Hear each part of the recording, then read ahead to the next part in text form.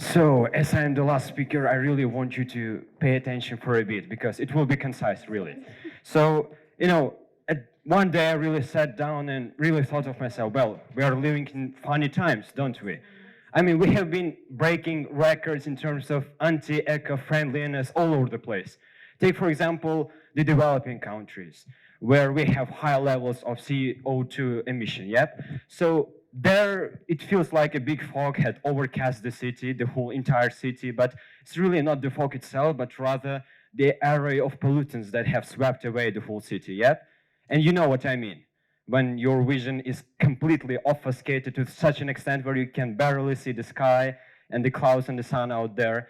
And if you want a more glaring example, it's of course the global, average temperature, yeah? So I really had a question and I want you to just pay attention to me. I will give it one question. So if we take a 120-year period, the last 120-year period, that's from 1900 to 2023. How many, okay, what are the top 10 hottest years? So just bear in your mind, for example, 1905, 1950, whatever it is. And the second question is, how many of those 10 hottest years are in the vicinity of our 2024? And by vicinity, I mean the last 10 years. How many of them? Just lash out some numbers. No, okay, how many of those 10 years, the top 10 hottest years, are in the vicinity of our, what? 7, no, a little bit closer. 10, all of them, yep. So that's the right answer. Who said it? Okay, I have got a present for you after my speech, okay? So thank you for your attention. So this is ridiculous, isn't it? I mean, the last 10 years are coincidentally the top 10 hottest years at the same period, yep? So if you give us some time, we would be melting while strolling along the pathway. So much it will become sweltering, especially during the summers, yeah?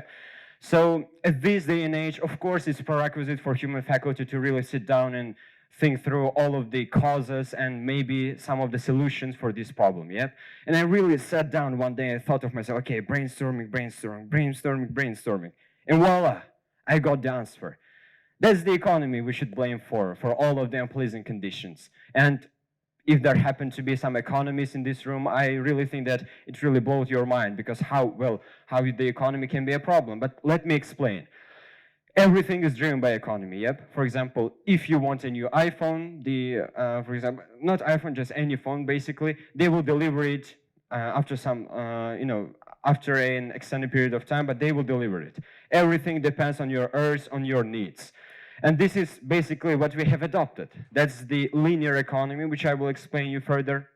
But now, you kind of understood what I'm going to talk about and how does this relate to the problem, to our world today. That's the circular economy, yep? But before I jump into that, as I said, I really want to talk about the linear economy and the concept of supply and demand. Do you know what it is?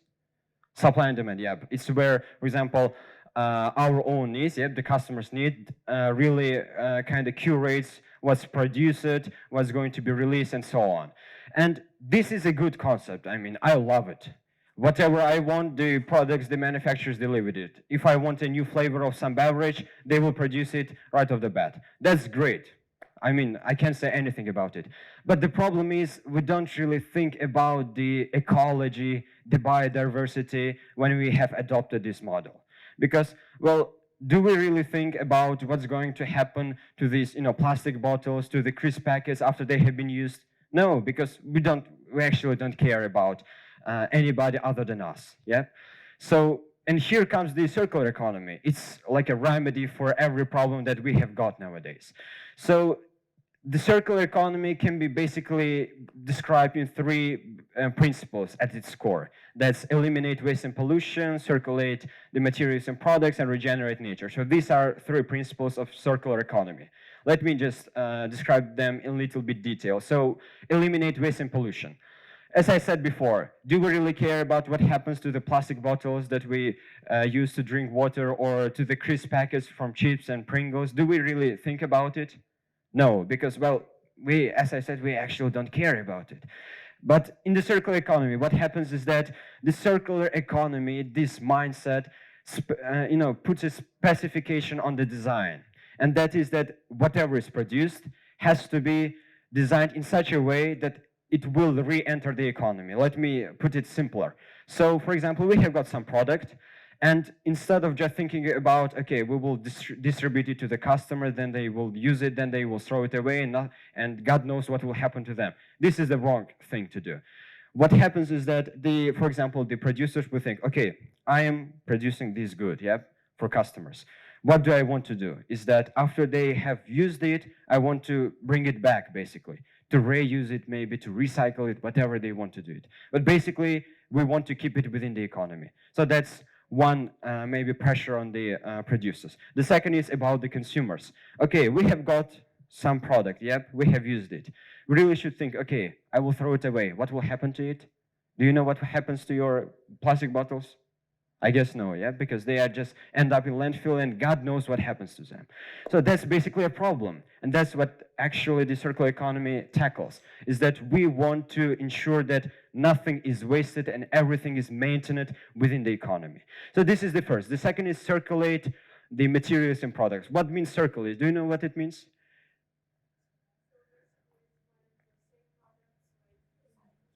Yeah, the reuse, repaired, shared, whatever it is. That's the circulate the products and materials. Thank you, by the way. So what do we need to do when we have adopted the circular economy mindset? Is that we really have to think about utilizing our products at our hands as much as possible, yep? So this is a very difficult stuff to do. I know, it is difficult. But it is something that lies at its core. We can't do anything about our current problems if we don't adopt this mindset. So the third principle, as I said, the regenerate nature. So this is maybe the most interesting part, is that first of all, the circular economy has its own butterfly diagram. If you want, you can Google it, you can see what it is. So butterfly diagram consists of two cycles, technical and biological. Technical cycle, as you may understand, relates everything that's technical. Cell phones, the laptops, whatever you name it, you have got it in this cycle. The biological cycle, on the other hand, is everything that is biodegradable. Okay. Put simply, okay, if you just throw something away, if it naturally disappears, it means that this thing is biodegradable. Basically, this is the description of two things.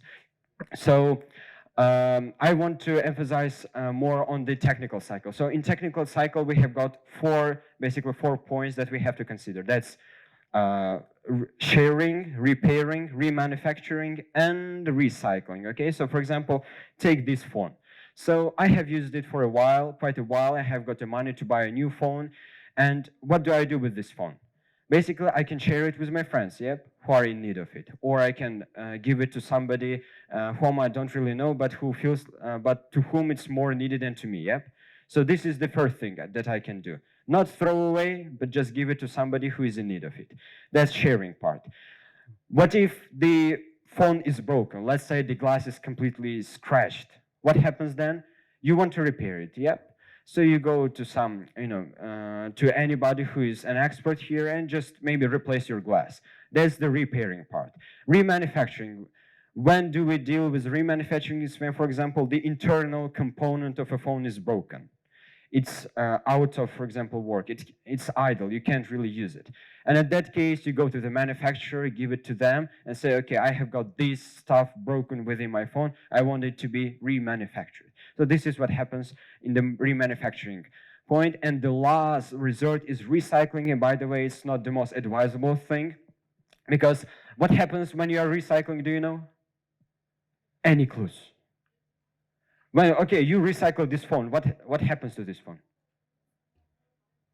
Yeah, you lose the phone itself. Yeah, basically, you will have no screen, no concept of hardware and software. It will be just a metal, plastic, and basically all of the components that make up this phone. Nothing else. So recycling is a very, kind of not that much of an efficient way of dealing with waste. So this is a technical cycle. I have explained to you 4 points, 4 steps in this cycle. Then we have got the biological cycle. In biological cycle, you have to understand that everything is composted or anaerobically digested. You don't have to remember these ugly phrases, just bear in mind that they happen in this cycle. They are composted or anaerobically digested. Basically, they return to the nature itself.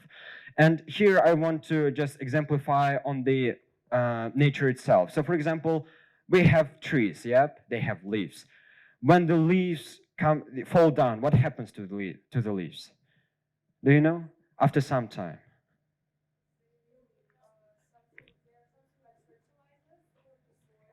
Yes, yes, exactly. So, yeah, they will become nutrients for the soil itself.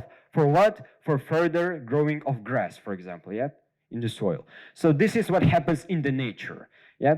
But the waste itself is something that we have invented our own selves, we human beings, because no time in history has something laid down and hadn't disappeared after some time. And actually, in one of the Model United Nations that I have participated in, the ecologists actually said that in order for plastic to disappear naturally, it takes 10,000 years.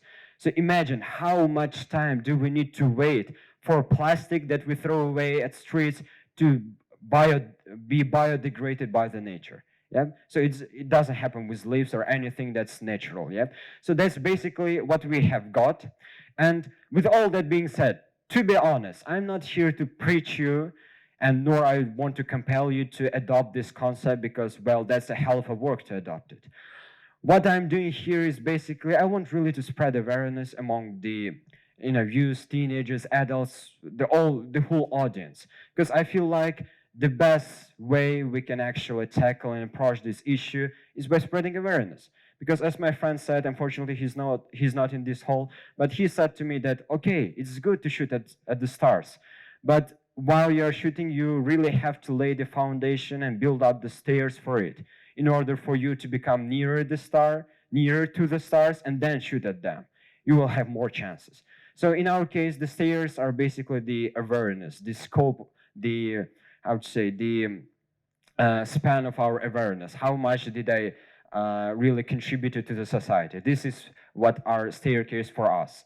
And for example, after I have delivered, I really want you to just think through this moment because my purpose here is as well evoke emotions and to kind of hasten the the sense of appreciation for sustainability. You see, I'm even talking like a poet now. So I really want you to think through of what's possible, practical, and needful to us.